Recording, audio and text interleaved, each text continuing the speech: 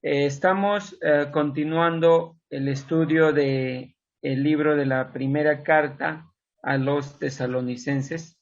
Como ustedes saben, Pablo es el autor, él es el quien escribe esta carta dirigida a la iglesia de Tesalónica. Y la semana pasada habíamos estado hablando acerca de ese gozo que había sentido Pablo y que estaba sintiendo Pablo por la iglesia de Tesalónica. Y una de las razones por la cual él se gozaba era porque la iglesia de Tesalónica, a pesar de la oposición, a pesar de la persecución, estaban oyendo y creyendo la palabra, no como palabra de hombre, sino como palabra de Dios. Es más, ellos estaban dispuestos a imitar a las iglesias de Cristo, como fue en Jerusalén y en Judea. Así como vemos la contraposición de cómo los judíos, a pesar de que habían recibido las promesas y habían recibido los mandatos de Dios, negaron a su Mesías, y razón por la cual estaban recibiendo y iban a seguir recibiendo la ira de su rebeldía. En esta noche continuaremos este estudio y ahora vamos a estudiar el capítulo 2 de Primera de Tesalonicenses, del verso 17 al verso 20. ¿Ya? Así que leo para que todos ustedes puedan escuchar y estoy seguro que deben tener su Biblia en la mano, y en el caso de que tal vez estén en un lugar difícil de poder usarlo, tal vez su celular. Dios está usando muchas maneras y ha dado la tecnología para que podamos aprovechar al máximo la oportunidad de leer su palabra. Dice el verso 17: pero nosotros, hermanos, separados de vosotros por un poco de tiempo, de vista, pero no de corazón, tanto más procuramos con mucho deseo ver vuestro rostro, por lo cual quisimos ir a vosotros. Yo, Pablo, ciertamente una y otra vez, pero Satanás nos estorbó. Porque ¿cuál es nuestra esperanza o gozo o corona de que me gloríe? ¿No lo sois vosotros delante de nuestro Señor Jesucristo en su venida? Vosotros sois nuestra gloria y gozo, dice Pablo. Esta porción yo le he puesto por título un gozo continuo. ¿Por qué razón? Porque a pesar de las dificultades que Pablo tenía, eh, eh, vemos que no afectó en nada esa relación que él tenía con la iglesia de Tesalónica. En estos siguientes 4 versículos, el apóstol explica la razón de no haber vuelto a Tesalónica y por qué razón él tiene que explicar esto, y lo explica en su carta, porque de acuerdo a toda esa carta, vemos que habían detractores de Pablo. ¿Y qué hacían ellos? Pues como su nombre dice, ellos lo único que buscaban eran difamar a Pablo, eran hacerle quedar mal delante de la iglesia de Tesalónica. Entonces, estos detractores, al parecer, le acusaban de cobardía. ¿Por qué? Porque no volvía Pablo a la iglesia, y entonces de alguna manera está viendo mellada su persona. Pero bien es dicho por Pablo que la iglesia de Tesalónica conocía muy bien a Pablo. En ese poco tiempo que estuvo, él entregó su corazón, él abrió su corazón y entonces ellos estaban correspondiendo a ese amor que Dios había permitido dar de parte de Pablo para toda la iglesia de Tesalónica. Entonces, en esta primera porción del verso 17 al 18 vemos un sincero deseo de volver a verlos a la iglesia de Tesalónica. Entonces aquí Pablo está relatando cómo fue estado por la fuerza de sus hijos espirituales. Él fue separado por esas circunstancias que se presentaron y por tanto la situación actual en la que se encontraban respecto de los tesalonicenses era una relación eminentemente no física, porque no se encontraban cerca el uno de los otros, sino que era una relación a pesar de la distancia muy fuerte de tipo espiritual. Entonces aquí vemos lo que dice Pablo, dice, pero nosotros, hermanos, separados de vosotros por un poco de tiempo. Él está hablando de que ese tiempo no es, no se compara al tiempo que ellos van a pasar juntos, ¿verdad? Por eso dice, por un poco de tiempo de vista, pero no de corazón. Y eso es algo muy importante, porque ellos, a pesar de la separación física, estaban unidos en un solo corazón.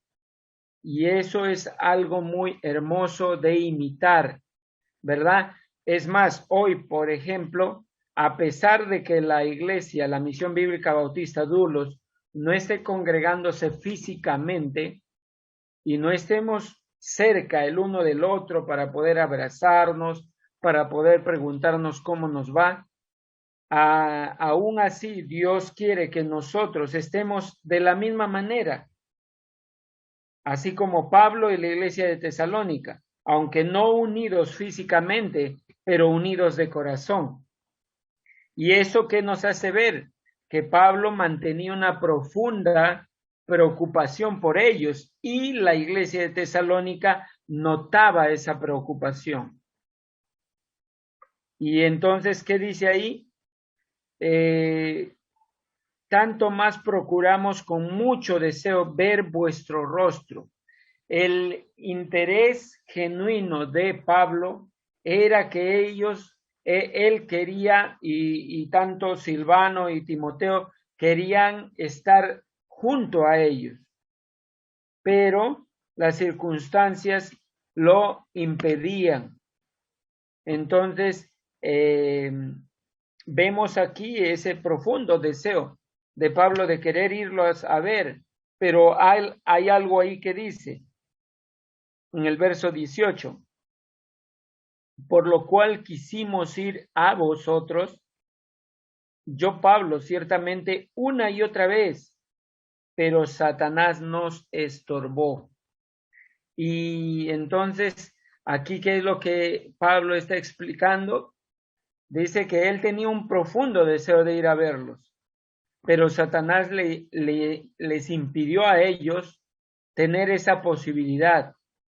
En otras palabras, dice, hubieron obstáculos que Pablo, como dice acá, no lo está explicando, no explica concretamente cómo es que cómo impidió Satanás su reencuentro.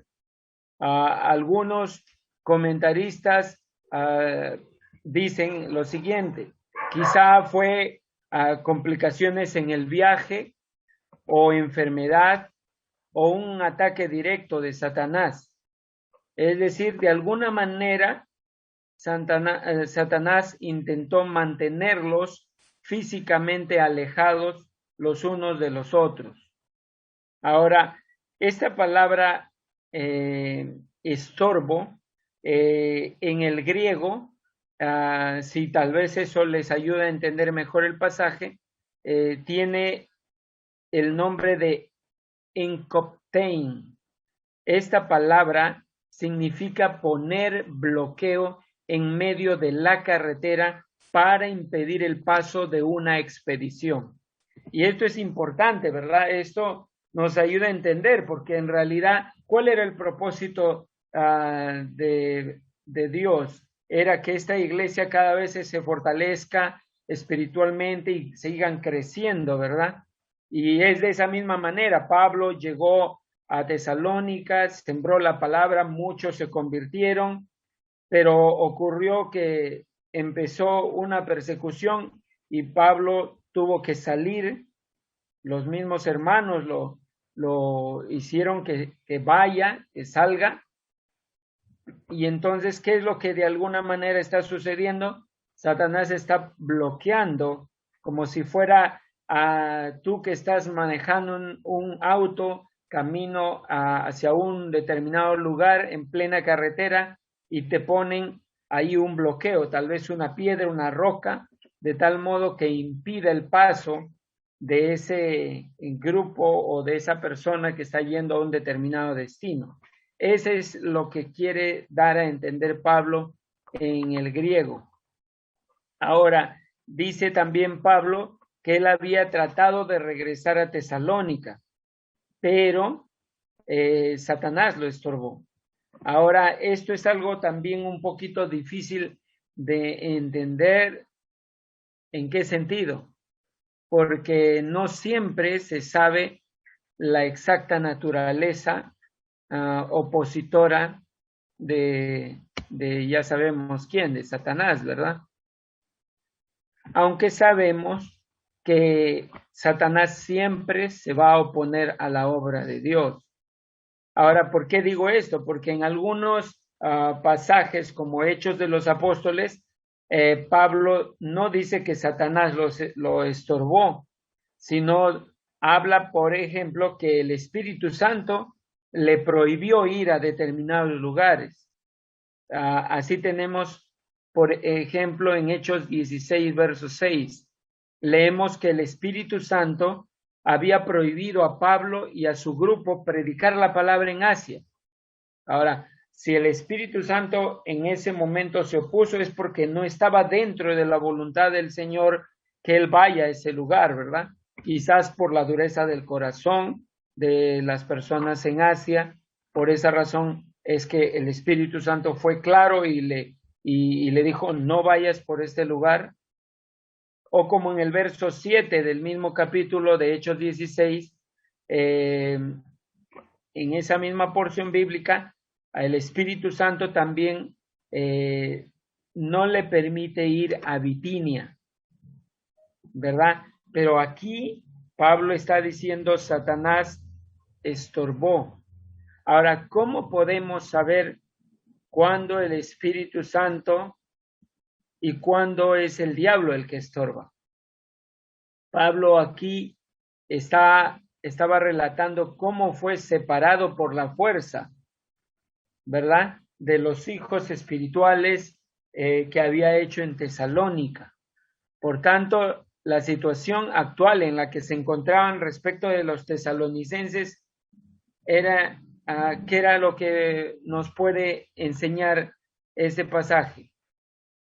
Aquí vemos que Pablo está lleno del Espíritu Santo, está realmente muy entregado a la obra del Señor, ¿no? Entonces, algo que nos puede ayudar es lo que dice un comentarista, y cito, cuando sabemos que estamos en la voluntad de Dios, cualquier estorbo que surja no es obra del Espíritu Santo, sino del diablo. Y esto es importante, ¿verdad? Cuando sabemos que estamos en la voluntad de Dios, es porque estamos en íntima comunión con el Señor, en dependencia con Él. Cualquier estorbo que se nos presente no es obra del Espíritu, sino del diablo. Asimismo, es de esperar que Satanás busque, como dije anteriormente, siempre estorbar cuando Dios está bendiciendo. El diablo va a estorbar cuando está bendiciéndonos el Señor y también cuando estamos nosotros alejados de su comunión con mayor razón. Sin embargo, no por eso deja Dios de ser soberano, ¿verdad? En este caso, la imposibilidad de que Pablo pudiese ir a Tesalónica, ¿qué es lo que da como resultado? La redacción de esta carta. Entonces, a pesar de que Satanás estorbó para que la obra siga creciendo y siga multiplicándose en la iglesia de Tesalónica, Dios hizo que, a pesar de que Satanás estaba estorbando, Dios permitió que Pablo escribiera esta carta. Entonces, esto que nos da como resultado un motivo para darle gracias a Dios, ¿verdad? Porque gracias a esta carta, nosotros podemos leerla, nosotros podemos aprender de ella y podemos imitar a la iglesia de Tesalónica, que a pesar de que hubo persecución, a pesar de que hubo obstáculos y que Satanás estorbó al siervo de Dios, Pablo, para que siga bendiciendo a la iglesia de Tesalónica, aún así nos sigue bendiciendo. Entonces, debemos que recordar, ¿qué es lo que es importante?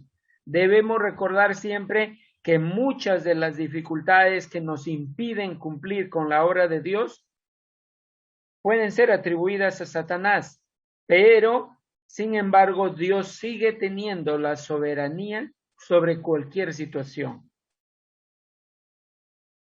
Entonces, esa carta da por resultado que manifiesta la gloria de Dios y es para nuestra bendición, ¿verdad? Entonces, en síntesis, ¿cómo puedo resumir este punto de los versos 17 y 18? Que la labor de Satanás consiste en poner obstáculos en el camino del cristiano. Pero la nuestra, óiganlo bien, pero la nuestra, es decir, nuestra labor debe ser vencer. Ahora, ¿podemos vencer los obstáculos que se nos presenten por nuestra propia cuenta? Jamás. Esos obstáculos solamente van a poder ser vencidos cuando tú y yo estamos en dependencia con el Señor. Y ese es muy importante de notar. Siempre va a haber obstáculos en el camino del cristiano, pero nuestra labor debe ser vencerlos con la ayuda del Espíritu Santo. Esto es una de las lecciones que Dios nos da. Vemos en la iglesia de Tesalónica cómo ellos, a pesar de todo esto, estaban gozosos, y Pablo, Silvano y Timoteo estaban llenos de gozo por eso, porque a pesar de que no estaban físicamente con ellos, la iglesia seguía caminando en pos de Cristo. No estaban deteniéndose, estaban tomando su cruz, estaban siguiendo al Salvador a pesar de las circunstancias. Ahora, la otra porción del verso 19 al 20, ¿qué es lo que podemos ver acá? Dice así: porque ¿cuál es nuestra esperanza, o gozo, o corona de que me gloríe? ¿No lo sois vosotros delante de nuestro Señor Jesucristo en su venida? Vosotros sois nuestra gloria y gozo. Esto es una alabanza muy hermosa que Pablo está dando a los tesalonicenses. ¿Cómo se sentirían ustedes? ¿Cómo nos sentiríamos nosotros? Que Dios diga eso, ¿verdad? O que un siervo de Dios diga de la iglesia: vosotros sois nuestra gloria y gozo. Realmente es un halago, ¿verdad? Muy fuerte, muy sincero. Entonces aquí vemos ese deseo sincero de Pablo de agradecimiento por los tesalonicenses. Aquí vemos en esta porción 19-20 ese gozo por los hermanos de Tesalónica. Ahora, ¿qué es lo que dice acá? Porque ¿cuál es nuestra esperanza o gozo o corona de que me gloríe? Pablo está diciendo eso. Ahora, ¿qué tenía en mente cuando él dice aquí, o corona de que me gloríe? Esto es importante porque esto nos va a ayudar a entender mejor el pasaje. ¿Ya? Dice, la corona de gloria en estos tiempos en el que vivía Pablo era un manojo de laurel tejido que se daba como premio a los atletas ganadores en los Juegos del Istmo de Corinto. Eran los Juegos, lo que hoy día, por ejemplo, conocemos como los Juegos Olímpicos, ¿verdad? Entonces, a esa corona, él está tratando de hacerles entender de esta manera, porque era muy conocido para ellos ese tipo de coronas que se ganaban como premio a los ganadores en estos juegos. Ahora, pero la noción de las coronas delante de nuestro Señor Jesucristo en su venida, ¿qué es lo que recuerda también y nos debe siempre traer a memoria? Es esa pompa y esplendor de las visitas imperiales, de la cual Pablo está tratando de hacerles entender a la iglesia de Tesalónica. Pero aquí Pablo se está refiriendo a esa corona de gloria que Dios va a entregar al regreso del Señor. Pablo dice que los tesalonicenses eran su corona. Dice ahí, porque ¿cuál es nuestra esperanza o gozo o corona de que me gloríe? Es decir, aquí Pablo está refiriéndose que los tesalonicenses son su corona. Es decir, ese premio por haber involucrado en sus vidas, por haber instruido con el Evangelio y porque ellos respondieron al Evangelio, ¿verdad? Ahora, esto es interesante. La palabra corona, en el griego hay dos palabras.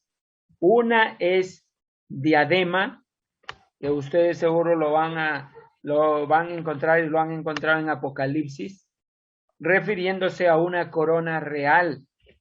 Y la otra es estéfanos, una corona dada al vencedor en alguna contienda deportiva. Ahora, Pablo, según los estudios, Pablo usa esta palabra, no la palabra diadema, sino la palabra estéfanos. Es decir, que el único premio que Pablo realmente apreciaba en la vida era ver vivir a sus hijos en la fe, de acuerdo con el Evangelio. ¿Y cómo lo llevamos a la aplicación de hoy en día? Pues sinceramente es fácil. Una pregunta, ¿ustedes creen que el pastor Rubén y cada uno de los líderes no nos gozaríamos de ver a cada uno de los hijos de Dios vivir de acuerdo al Evangelio, vivir de acuerdo a esa regla? Sinceramente, estaríamos realmente muy honrados por eso, por ver vivir a cada uno de los hijos de Dios de acuerdo al Evangelio, es decir, dependiendo de Él, sirviéndole, proclamando el Evangelio a pesar de la oposición. Eso es lo que Pablo está diciendo. Pablo está diciendo, ustedes son mi corona. Eso es un alto honor. De la misma manera que Juan decía en la tercera carta de Juan, en el verso 4, dice, no tengo yo mayor gozo que este, el oír que mis hijos andan en la verdad. Y ese es el más alto honor de un maestro, ¿verdad? Que cada uno de los estudiantes, por decirlo así, sigan esforzándose, sigan aprendiendo y sigan andando, en ese caso, los hijos de Dios. Juan está gozándose de ver que cada uno de los hijos en la fe están caminando en la verdad, es decir, están caminando de acuerdo al Evangelio y están caminando conforme a lo trazado por el Señor Jesucristo. En síntesis, la gloria de cualquier maestro está en sus alumnos. Y si llegara el día en que le dejaran atrás en sabiduría, su gloria sería aún mayor, pues Dios usó al maestro como guía por el camino de Cristo, ¿verdad? En este caso usó a Pablo para guiar a todos estos hermanos de Tesalónica por el camino de Cristo, y ellos no se estaban apartando. Hay algo muy, muy hermoso tal vez para matizar y para entender esta porción. Hay un pastor presbiteriano escocés llamado Samuel Rutherford, y él dice que Samuel Rutherford pensaba que cuando se encontraba preso en Aberdeen, en algún momento él fue apresado por causa del Evangelio y estaba a las puertas de la muerte. Dice él que cuando se encontraba preso en Aberdeen y a las puertas de la muerte, dice que si uno de los que él había visto en la iglesia que él pastoreaba, y dice que si él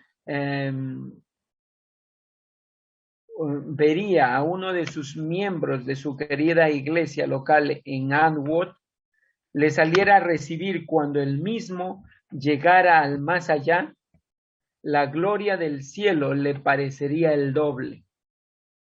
Hermoso, ¿verdad? Es una frase, de hecho, una frase dada por él, pero él dice que él sentiría que la gloria del cielo sería mucho más hermosa si viera a uno de los miembros de su amada iglesia, así él llamaba su amada iglesia, pues le parecería doblemente hermosa o de doble bendición.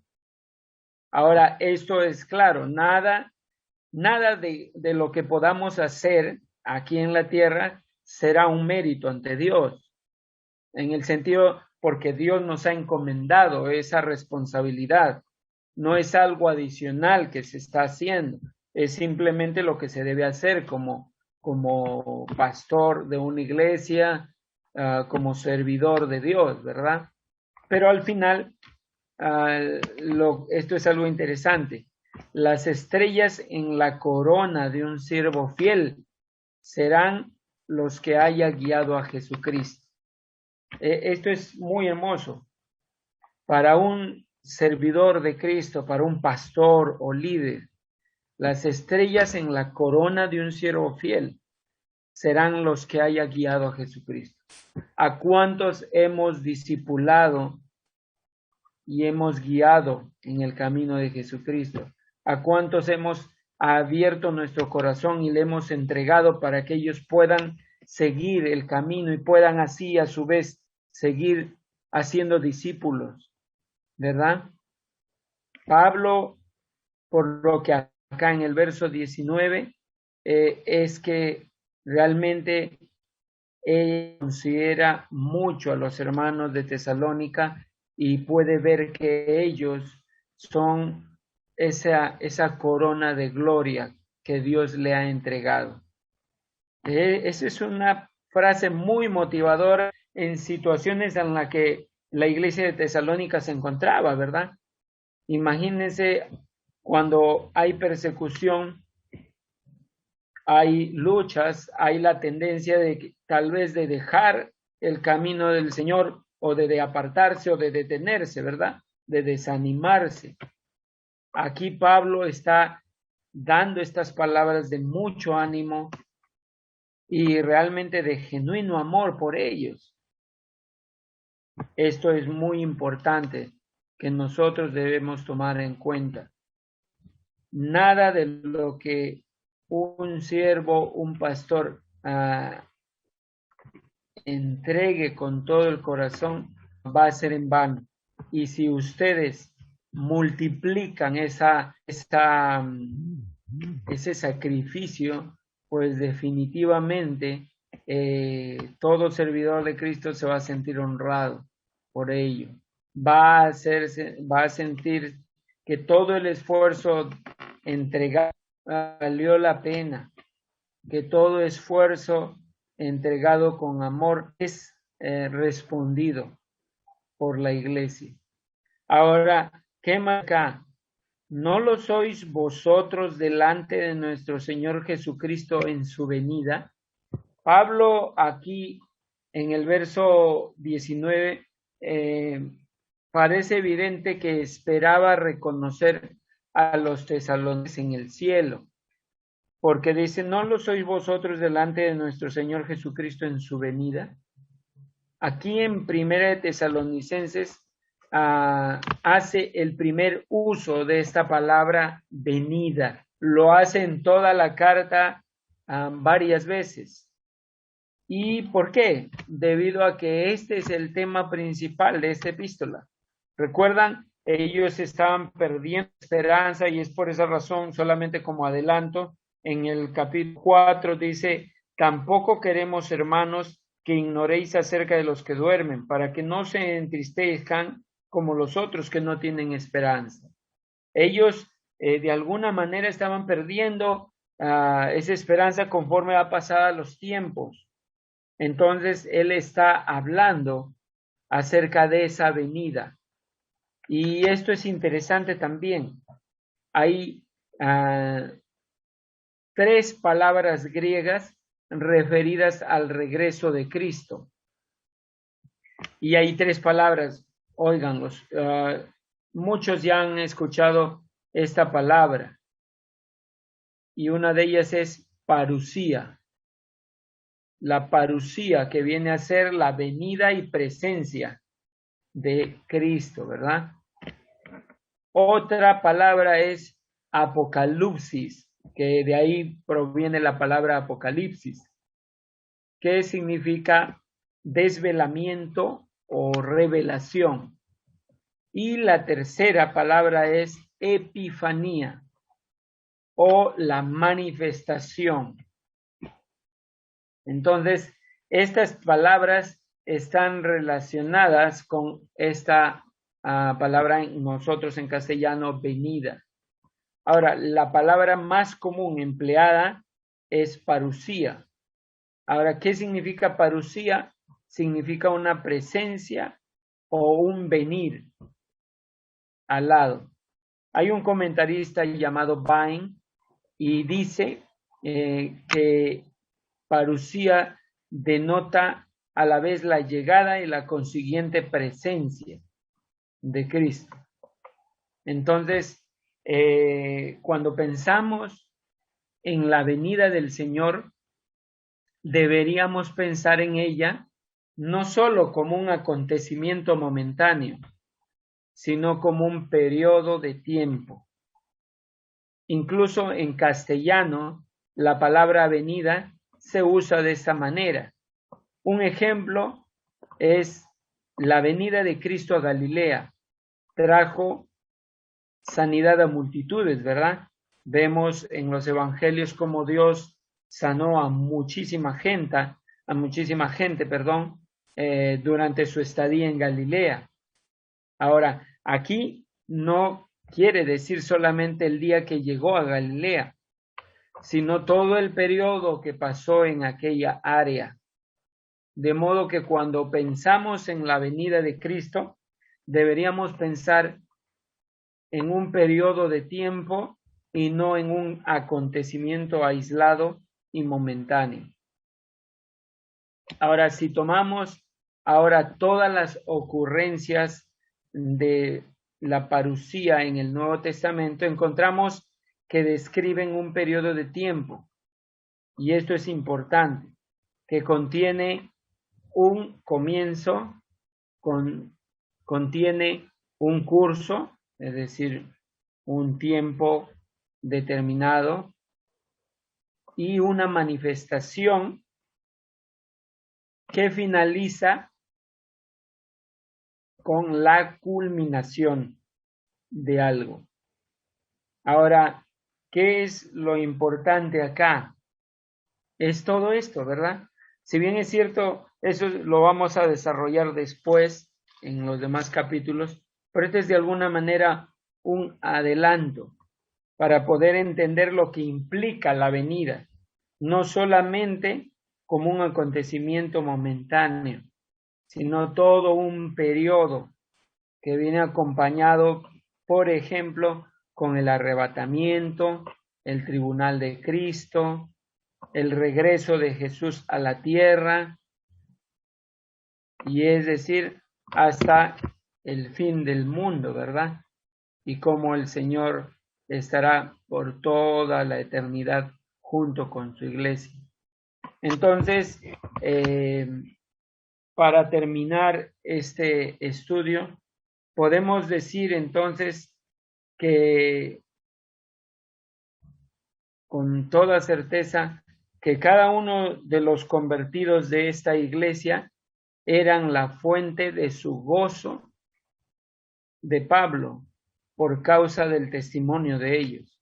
Ellos estaban dando un hermoso testimonio de fidelidad a Cristo y un motivo de gozo para Pablo, Silvano y Timoteo, porque aquí vemos cómo Dios está guardando a su iglesia, está cuidándola, está preservándola, pero sobre todo que la iglesia del Señor está buscando depender de Dios y está buscando honrarle en medio de la oposición del enemigo.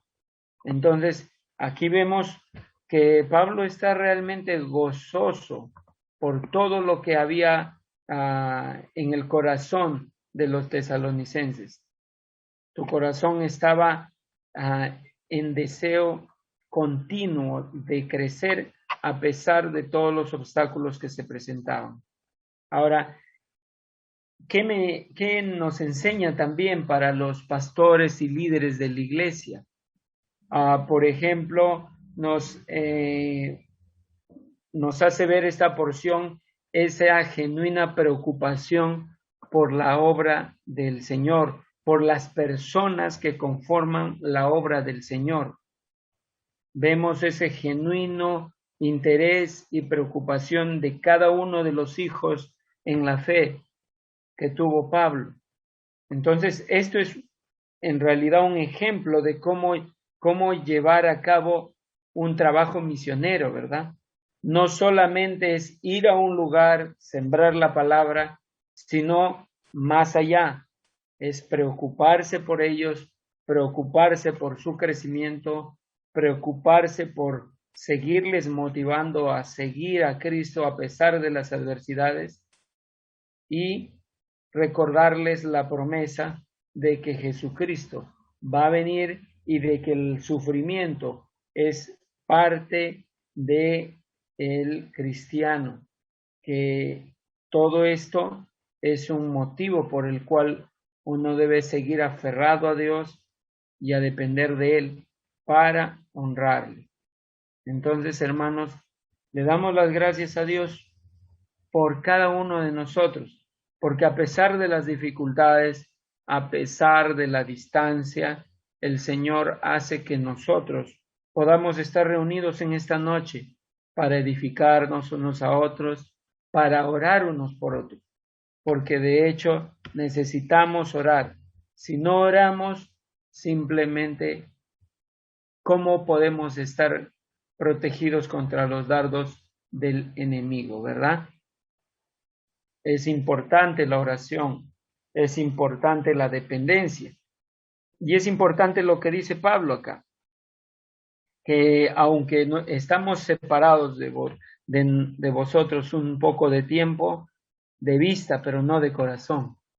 Ese debe ser nuestro deseo. Señor, ayúdanos, aunque estemos separados físicamente, pero no debemos estar separados en el corazón, sino unidos en un solo corazón, en una mente, en un solo propósito, en objetivos claros.